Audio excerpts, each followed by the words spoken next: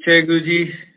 जय गुरु संगत को, महाराज को शुक्राना। महाशिवरात्रि का दिन है, बहुत पवित्र है और मेरी जर्नी महाराज के चरणों में, क्योंकि महाशिवरात्रि के दिन से शुरू हुई थी, तो मेरे लिए ये तो बहुत ही विशेष ब्लेसिंग की बात है।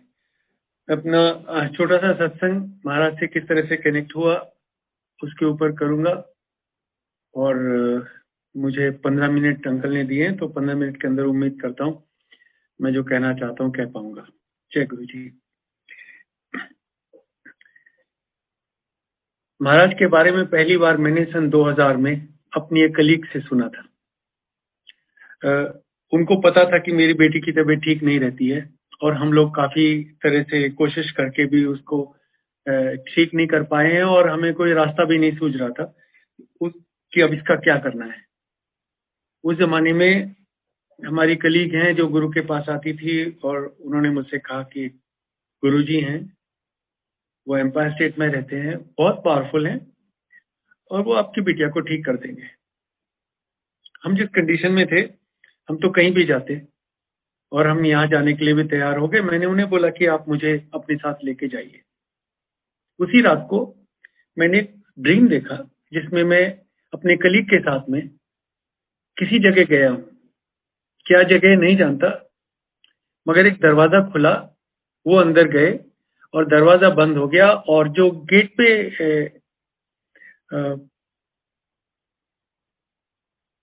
खड़े थे उन्होंने मुझे हाथ से रोका और कहा नहीं, तुम अकेले आना, तुम किसी के साथ नहीं आओगे। इसकी सिग्निफिकेंस बहुत बाद में पता चली, लेकिन बहुत क्लियरली मुझे उसके साथ नहीं जाना था और अगले दिन मैंने उनको साफ साफ बता दिया कि आप जहाँ जाते हैं वहां मुझे आपके साथ नहीं जाना, मैं अपने आप से जाऊंगा।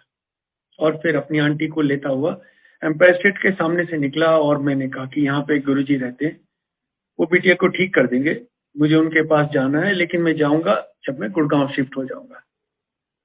उस जमाने में गुड़गांव शिफ्ट नहीं हो सकते थे क्योंकि जो मेरा गाजियाबाद में घर था वो बिक नहीं रहा था और गुड़गांव के घर के लिए मेरे पास पैसे नहीं थे। लेकिन महाराज ने जैसे सुन लिया और अब उन्हें मुझे अपने पास बुलाना ही था, कंडीशन मैंने लगाई थी एंड गुरु ने वो कंडीशन पूरी करा दी। 4 महीने के अंदर दोनों काम हो गए। गाजियाबाद का घर बिक गया और गुड़गांव के घर के लिए फंडिंग आ गई और 26 जनवरी 2001 को मैं गुड़गांव में अपने इस घर में था जिसमें मैं आज हूँ, जहां से सत्संग हो रहा है। 18 फरवरी को शाम को मैं अकेला अपने गुरु से मिलने के लिए निकला। नहीं पता था क्या एक्सपेक्ट करना है, कहाँ जाना है, क्या करना है। जब मैं एम्पायर स्टेट पहुंचा तो वहां पे जो सिक्योरिटी गार्ड थे उन्होंने कहा कि आज गुरुजी यहाँ नहीं है, आज गुरुजी बड़े मंदिर में है। तो मैंने उनसे पूछा कि क्यों, तो बोले आज महाशिवरात्रि है और दर्शन आपको वहां होंगे। मुझे नहीं पता था बड़ा मंदिर कहाँ है और व्हाट टू एक्सपेक्ट। तब उन्होंने मुझे कहा कि एक रेड लाइट वाली कार जा रही थी कि इस कार के पीछे पीछे चले जाओ, ये भी वहीं जा रहे हैं। I followed that car. उस जमाने में महाशिवरात्रि पे बड़े मंदिर में इतनी संगत नहीं होती थी जितने हमारे आज बड़े मंदिर में सेवादार हैं। तो बड़ी आसानी से खुद ही पार्क कर ली, निकले, मंदिर के अंदर चले गए, कोई लाइन भी नहीं थी और बहुत जल्दी लाइन में लगे, सब संगत की तरह से दरबार में पहुंच गए। बहुत खूबसूरत दरबार था, आपने देखा ही है, कहने की बात नहीं, लेकिन जो पहली बार देखता है उसको तो बहुत ही स्ट्राइक करता है। वो फ्रेग्रेंस, वो खूबसूरती, वो एम्बियंस, वो फ्रेग्रेंस, वो ना भूलने वाला एक्सपीरियंस होता है। लेकिन जब महाराज को मैंने पहली बार देखा थोड़ी दूर से, मेरा माथा ठनक गया। मुझे लगा कहीं गलत जगह आ गया हूं, क्योंकि गुरु की जो इमेज मेरे मन में थी, Maharaj did not fit in that. तो मुझे लगा गलत जगह आ गया हूं, this is not the place. सामने हमारे संगत थी, उनके शोल्डर पे हल्के से टैप किया, किसी को सुने नहीं, और मैंने उनसे धीरे से पूछा कि भाई साहब ये एम्पायर स्टेट वाले Guruji? And he gave me that look which can be describe कि बेसिकली दैट लुक वाज, क्या बेवकूफ आदमी है, कैसे सवाल कर रहा है। लेकिन he just turn around and in a very hush tone told me two things. ये दो बातें मेरी जिंदगी के एक तरीके से गाइडिंग प्रिंसिपल्स हो गए फिर। तो मुझे एक तरीके से समझे गुरुजी ने जो मुझे मैसेज दिए संगत के थ्रू, वो ये दो थे। उन्होंने मुझसे धीरे से कहा, अंकल सही जगह आ गए हो। पहले तो अंकल सुन के थोड़ा अजीब लगा, but that's the story for some other time. और दूसरी बात उन्होंने कही, यहां से कहीं मत जाना। तो ये दो चीजें याद रही, और जब भी कभी सत्संग करता हूं तो मैं इनको हमेशा रिपीट करता हूं कि यही दो सेंटेंसेस हैं जो हमारे लिए इंपॉर्टेंट है। बाकी सब बात में, have this belief, have this faith that you are at the right place, this is the guru for you. And the second is that don't even think of moving on from here. गुरु के चरणों के अलावा कहीं ना जाने की जरूरत है, ना कहीं जाने का सोचना है, और ख्याल भी ना है। How these things, these 2 points cemented my connect with Maharaj is for some other time. सबने मत्था टेका, मैंने भी मत्था टेका, बिना समझे हुए, कुछ बहुत ज्यादा अकल नहीं लगाई। प्रसाद लिया, बाहर चले गए, लंगर किया, और जब मैं जाने की सोच ही रहा था अपने घर, तब मुझे एक संगत ने कहा, एज इफ महाराज का मैसेज था, कि गुरुजी की आज्ञा के बिना घर मत जाना। तो फौजी को इंस्ट्रक्शंस फॉलो करने में बहुत आसानी होती है। वी नेवर क्वेश्चन, इसलिए मुझे बहुत आसान रहा। जब महाराज की आज्ञा होगी तब जाऊंगा, कैसे होगी ख्याल भी नहीं आया।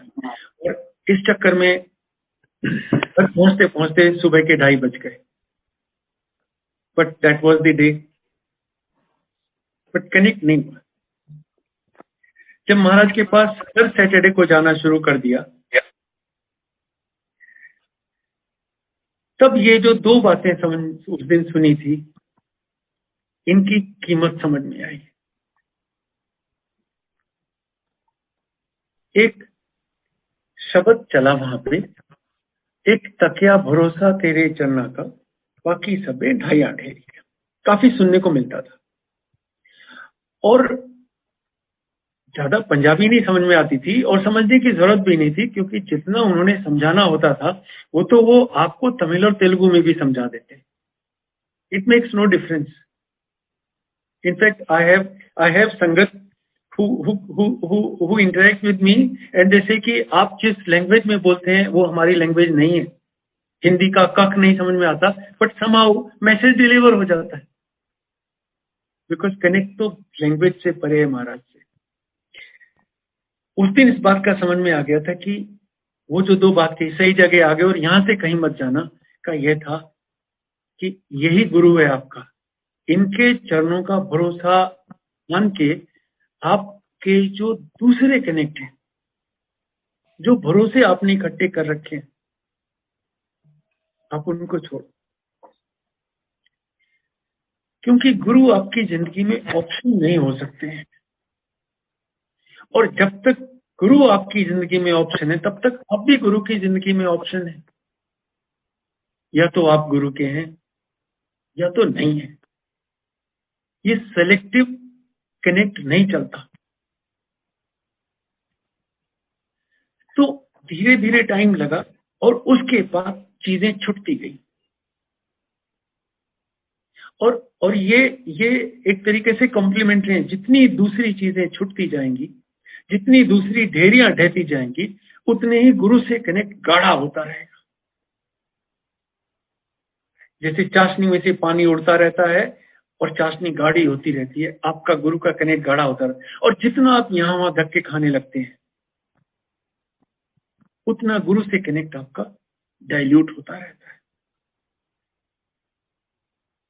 एक चीज और मैं बताता हूं, वो ये कि मेरे पास भी एक मेरी जन्म पत्री होती थी, लेकिन गुरु जी से जुड़ने से पहले मैंने वो जन्म पत्री किसी पंडित को दी थी।